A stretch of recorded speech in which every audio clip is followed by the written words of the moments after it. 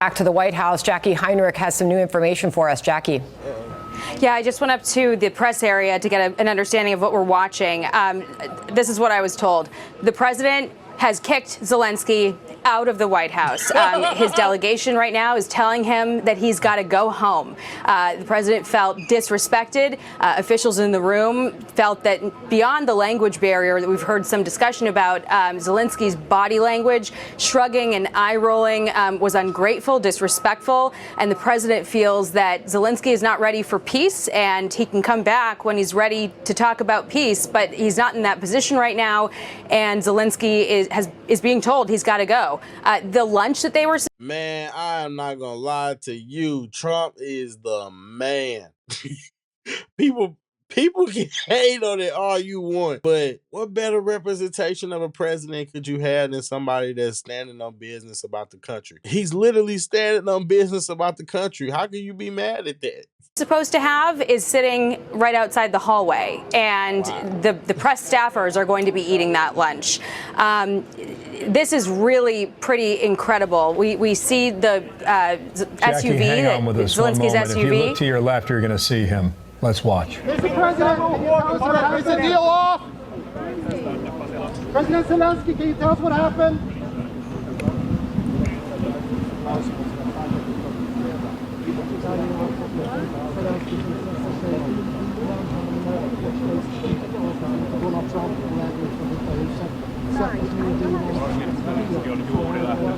Valkoiselta talolta äsken saimme tietää, että mineraalissopimuksen allekirjoittaminen peruttiin kokonaan ja Zelensky juuri astui autoonsa. Sadat toimittajat. Did you sign the minerals deal? This is crazy. We got a new walk of shame, guys, because this is essentially what it is. It's a walk of shame. This man just, they thought that, I don't know what's wrong with him, honestly. I mean, you would think that for a country that you're asking to literally send soldiers and resources and do whatever we can to basically put ourselves in the mix, you would think that he'd be a little bit more humble. I'm just saying. Let's just be honest. Did you sign the minerals deal? Why were you so disrespectful to the president?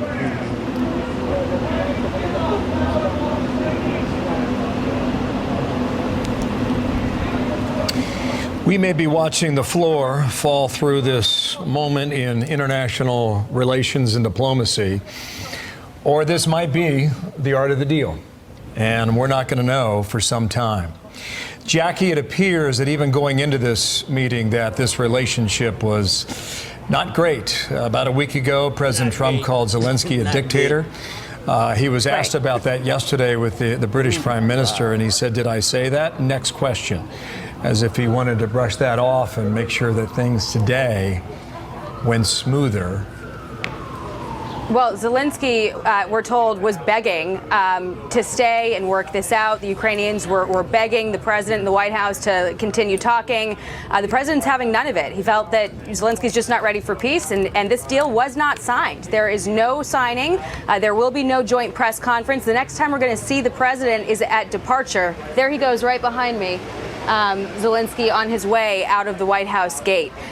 No deal signed, no joint press conference, tensions at an all-time high between these two leaders. Really, now, guys, if Zelensky was begging to stay, that tells you where the cards are. Now, what Trump is probably doing is he probably saying, nope, you gotta go home. You gotta go home. You're on punishment. You're on punishment now. Now, I'll call you. I'll call you. You know what I mean? Or I'll let you come and grovel. You let me know when you're ready to work something out. You know what I mean? Will Zelensky swallow his pride? That is the question. The This is prospect insane. of peace talks, what this means for the war that has raged on for 3 years, you cannot overstate what a moment in time we've just witnessed. And while the president left the invitation open to come back when you're ready to talk seriously about what it takes to achieve peace, Zelensky feels very dug in. He was dismissive of the U.S. overtures that you've got to accept a ceasefire first. You've got to deal with the other side. The divide between the two could not be wider. And so we expect to see the president at departure, Marine One departure later on this afternoon when he heads to Mar-a-Lago for the weekend. But that is the only other time we're going to hear directly from him. And I guess we'll hear from Zelensky on special report tonight. But that is going to be must-watch TV after what we have witnessed here today. Yeah, I mean, I hate to say it, guys, but you would think that he'd be more grateful. You would think, and I know that you're supposed to extend kindness and all that kind of stuff, but I mean, you got to look at it in perspective, guys. I'm just being honest. You have to look at it in perspective. In perspective, America, we have gone through an administration that makes us look weak. And we are no longer in a position where we can demonstrate that same weakness. So we need to demonstrate strength. Part of demonstrating that strength is showing that even just because we need to be respected. You can't just come in here talking about, oh, well, y'all haven't done this, y'all haven't done that, y'all haven't done that, and then just they said he was rolling his eyes, shrugging his shoulders, all that kind of stuff. Now, we don't know what's been going on behind the scenes of this situation. We don't know what's been going on and what's caused them to have such a hostile relationship. We don't know what's been going on since he got there. But what we do know is that Trump said, you got to go. Trump said, you got to go. And the truth of the matter is, I understand why he did that, because we just had a heated exchange. Like, nah. Just go cool off. Go cool off. And, we'll resume this when you're ready to actually talk business. Because at the end of the day, they're not going to be able to accomplish anything if Zelensky is not even willing to compromise. That's the thing. He even said, if you watch the whole thing, that he says that there will be no compromises. So, Trump said that you have to be willing to compromise or there won't be a deal. If you can't bend on anything, then we're not going to be able to come to a resolution. And what you're wanting is, you probably wanting us to put foot soldiers on the ground with you. That's what you want. You want us to come support your army. And we all know that that's not what Trump was voted in for. That's the truth. That's not what he was voted in for. Now, if it came to that, someone attacked us, then we know most people would support it, and they say we need to defend our country. But at the end of the day, when we're looking at this Zelensky guy, that's what's going off in my mind. I really think that he wants us to put foot soldiers on the ground.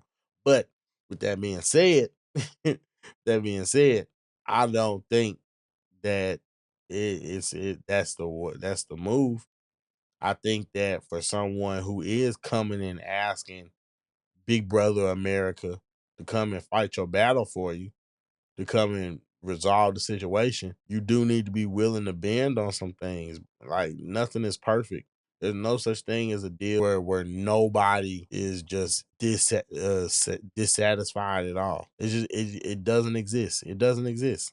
Hopefully he can humble himself, take some time to cool down. If not, maybe Trump just letting him sweat a little bit. I genuinely don't have a problem with it. I think that what Trump is doing, I think that that's how men handle it. You know what I mean? Just go. Go. I don't need you. I don't need you. And then to do it in front of everybody, and it's like, I don't care what y'all think. I don't care about that. I'm handling this. And boom, it just is what it is. Joe Biden would never. Joe Biden would never. And it's just the truth. I just think that this is what the country needs right now. The country needs a masculine man running the country. And as much as y'all can dislike Trump all you want, he's demonstrating himself to be more masculine than 90% of these Pookie and Ray Rays even. Jesus Christ.